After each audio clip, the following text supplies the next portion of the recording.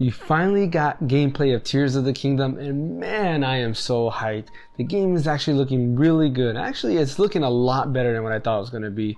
From a gameplay and a game world perspective, when you look at it, it actually looks really big. I was wondering, like, how can you outbeat Breath of the Wild in terms of the scope of the world and how everything looks? And man, they outdid it, especially on the Nintendo Switch, because I really thought that the Nintendo Switch is not going to be able to handle a bigger world. I mean, when you look at Breath of the Wild, it's just, it's huge, and you can see everything. The draw distances are great and everything, and it's like you're trying to add another layer or two, because there's the rumored underground layer. You're trying to add one or two layers to the Breath of the Wild world. Like, that's going to be crazy. But here we are with that live video. Well, it wasn't really live, it was pre-recorded, but we got that gameplay video, and man, Tears of the Kingdom is looking to be amazing. So let's do a quick deep dive on what we saw there in the trailer and all that stuff. Alright, let's dive right in. So the beginning of the direct, I guess you can call it a direct, right?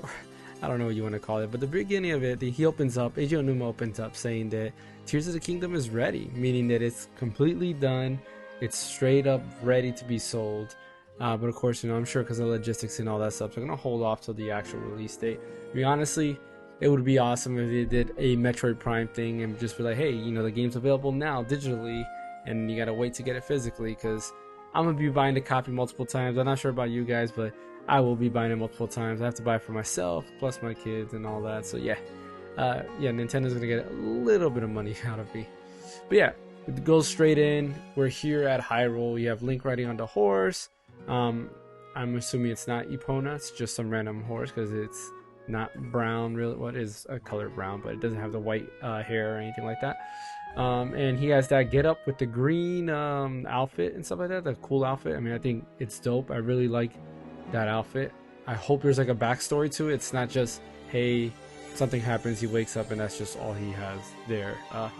But yeah, and for the most part, when you look at everything, it looks very similar to Breath of the Wild. I've been trying to pinpoint this area and actually see where it's at, and I don't know. I couldn't really tell. Like, I didn't do a really deep dive, and I'm gonna tell you this straight up. I'm not doing a deep analysis, but this does look like it's where those two, the Twin Peaks are. I believe that's what they're called. It does look like it's a little bit after that in that area. But we see him. He goes up because he saw something from the Sky Island floating down. And basically he's there, and from there he goes ahead and he uses his first new ability called Rewind. And it looks like what Rewind does is just turn things back in time to like a state it was previously in. In this case, since this was falling in the previous scene, he just hit Rewind, and it basically went and it brought it back up to the sky. And you can see there's actually called Recall.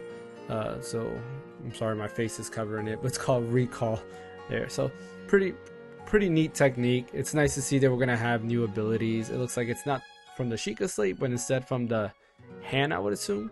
In the top left, you do have like a little cursor, and throughout the video, you're gonna notice that this icon changes, such as right here, where it's now holding a sword, which I would assume mean maybe I don't know, like maybe it's in attack mode or something like that.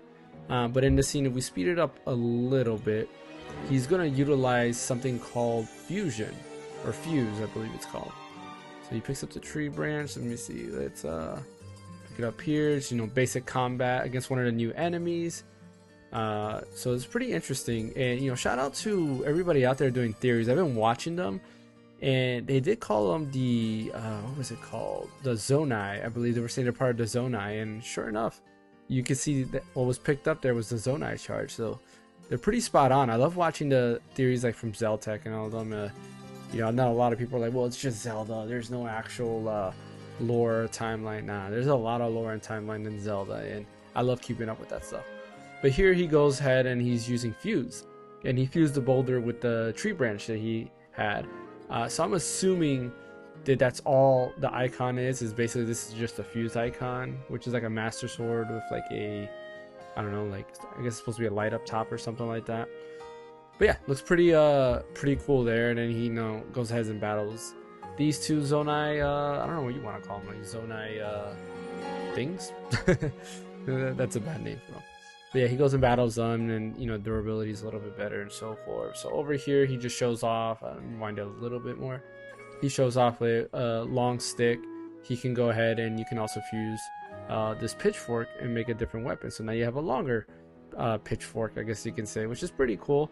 The fusion mechanic seems it's going to be pretty handy, especially with people complaining about the breakage of weapons. I assume this is kind of like the way to work it around without actually changing, like, you know, weapon degradation or anything like that. So pretty cool nonetheless to see there. Over here he is using a bow, and you know, he shows you how you can fuse, you know, materials with arrows. So in this case he made ice arrows out of what looks like to be like an ice, like chew jelly, it looks like it was. And yeah, he was able to freeze them. We fast forward a little bit more, he fuses it with the Keith's eyeball and it becomes like a seeker arrow, I guess you could say. So where he goes ahead and shoots it and it hits the bird straight up, which is pretty cool. Yeah, that's pretty cool that you're able to fuse. You know, it just kind of makes you wonder, like, what else can you fuse together? Like, you see their inventory and there's a bunch of stuff there, and it just makes you really wonder, like, what else can you do in this game? What else can you put together? I know the Breath of the Wild community has been doing crazy stuff in terms of like other mechanics, you know, like building like flying saucers and stuff like that to travel. So it's gonna be interesting to see what they do here with maybe weapons. I wonder if you can do some crazy stuff with weapons. Yeah, so here we have with a mushroom on his shield, and what happens is when they hit the mushroom, the shield actually bursts, or the mushroom bursts, and then you have like a smoke screen there, and then from there you can go ahead and do a stealth attack, which is typically like a one-hit kill. If you remember, that was in Breath of the Wild as well. Most people probably don't remember because nobody did stealth. We just went up and started attacking. At least I didn't do stealth at all. But yeah, and it shows fusion and works once again. Fast forward over here. Here they go ahead and they start, you know, showing off building different structures. So this is pretty interesting because this is something that I feel like this is a concept that in Breath of the Wild, you know, we saw the community doing that, building all these different stuff, making these different flying machines, and I really wonder if the Tears of the Kingdom team was like, hey, that's pretty awesome, you know, let's go ahead and add that to the game itself, because the physics engine in Breath of the Wild is amazing. It's top tier. Like, everything that goes on in there is just really precise. It's really amazing. And then later on I'm gonna show you something pretty cool that it's a small attention to detail, but I think it's huge in terms of like video game like mechanic and physics and stuff like that. It's something that I personally haven't seen. If you have seen it out there, for sure let me know in the comments below, because I would like to know exactly like what game has that feature. It's pretty cool. But anyways, we can see that he fused the tree stomps, and he comes upon this like I don't know what you want to call it, like a propeller, I guess you could say, this propeller looking device. He goes ahead and, you know, he hits it, it shoots it up, he grabs it, and then he's basically creating a boat like structure right here. So you can see he has that, you know, maybe I don't know, F-Zero confirmed, because it kind of looks like an F-Zero like car. I'm just kidding. Yeah. But yeah, you know, he puts the two there, makes like, I guess, a turbine engine or something like that. So he does that there, hits it, it activates it, and then you see the battery level, which I assume is basically how long the turbine is gonna last. So, you know, you have until the charge runs out before it just dies out. I do wonder, can it be recharged? I'm curious, because when he hit it first, the battery was draining, it shot him in the air, and then he fell back down, and then when he got it back on the boat, he hit it and it was able to help him you know, fly ahead. Yeah, so I kind of wonder what they're gonna do there. Going back here, like, they kind of showcase all the different structures that were made, or they showed off in the different let me go back a little bit more. It showed off in the different trailers and stuff like that, so that's kind of cool. It's going to be very interesting to see all the different things that people come up with. I know I'm going to be playing around with it, probably try to build a Gundam or something. That would be pretty dope. Hey, if I'm the first one to build a Gundam, that'll be pretty cool. But yeah, here's another one. It's like a raft, but then it has 4 propellers, so it's actually moving on its own. But when he hits it in the middle, it starts flying up, and of course you can see that battery bar again, and this time it actually drains faster, which is kind of interesting. I assume because it has to lift weight, maybe it drains more. I mean, again, if that's the case, that's a cool attention to detail, showing that the physics engine in the Breath of the Wild engine, it knows weight, which is pretty cool. But I mean, you know, that's just a theory. I don't know that for a fact.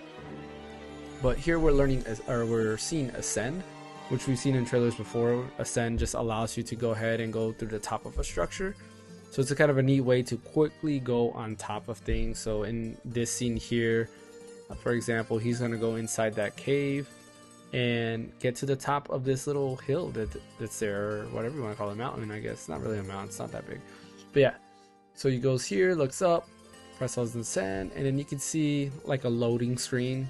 So while they're going through the structure, they're just having a small loading screen, which is kind of cool. Like, I do like that little loading scene. And now he's on top of the little mountain there. Yeah, so pretty neat stuff that they show there. Fast forwarding a little bit. Now here he's, you know, fighting another Zonai enemy, and he gets thrown off. And this, I think, is pretty neat. So I'm gonna stop it here. Actually, fast forward a little bit. This is cool because going back to like how draw distances and everything work, like, it's amazing to see how this is functioning on the Switch. Like, Breath of the Wild was already impressive, but here you have multiple layers. You have the ground, you have the sky, there's multiple different layers here. And look at this, like, you can see everything. You can see sky islands in the back. You know, you have everything here for, I'm not exactly sure what structure or what area that is, but you know, there's something there. I'm here, it looks like it's Death Mountain. Like, man, just look at that. So that's Death Mountain for sure. And then it looks like I'm not exactly sure what that is. Like, I don't know, Malice or something that's around Death Mountain. So I'm assuming that you probably have to liberate those areas, which is why you're gonna go back to those areas. But yeah, there's a bunch of stuff here. Going here, you have Hyrule Castle floating here. Looks like another sky island. You can't really see far back there, but there's a couple sky islands up there. There's another one over here. This is I forgot what that place was. It's a snowy area. I don't remember what it's called. I know it's the same. It has the same name from Link to the Past as the mountain area in Link to the Past. I forget what it's called, but it looks like that's that area. So I would assume the Deku Tree and the Deku Forest should be over here. Maybe, possibly. Yeah, that's interesting to see. Actually, I don't see it here. Maybe somebody else will point it out. Somebody who's into dissecting all this. But yeah, then we have some other areas here, which I don't know what that is. That's actually seems like it's new. I'm assuming this is where the Ritos live. Yeah, it looks like this is where the Ritos live. And then you have the sky area more. There's like a tower structure here, which could be a Sheikah Tower. I'm not too sure. I'll fast forward it. There goes, I believe this is Zora's Dominion, maybe? I'm not too sure. Yeah, I'm kind of, my geography here, I'm kind of lost there. But yeah, you know, you can see there's a bunch of little things there. There's like a little tower here that has lights there. I'm not exactly sure what that is. I was thinking it's I forget where it is, but where that guy that kind of gives you like the Dark Link suit is. I thought that was going to be him, but maybe not because it's daytime.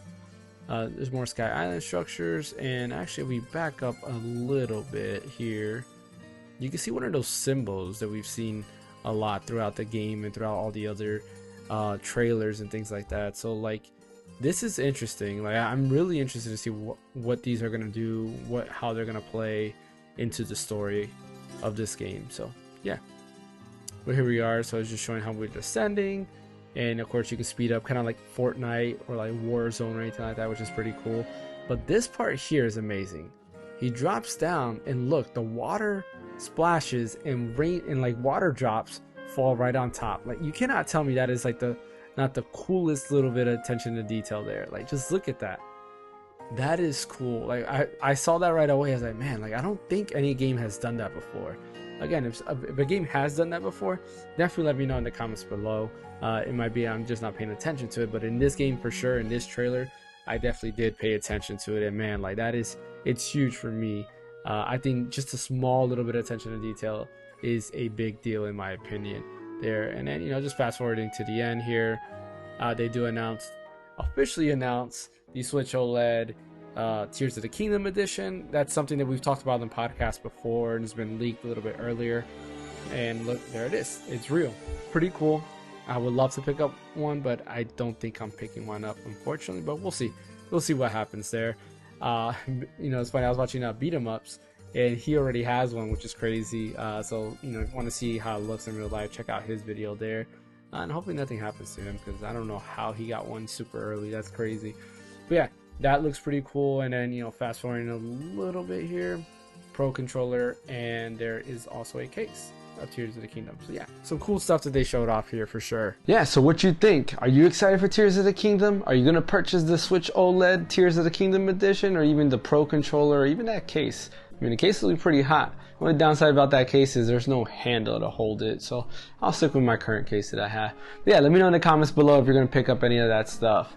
I appreciate everybody showing up and watching this video. Don't forget to like and subscribe. Don't forget also to follow us at Twitch. We do stream 3 days out of the week, and then we do have every Sunday a podcast where we talk about the latest and greatest news that's going on in gaming. My name is James from the Random Encounter, and we'll see you guys next time.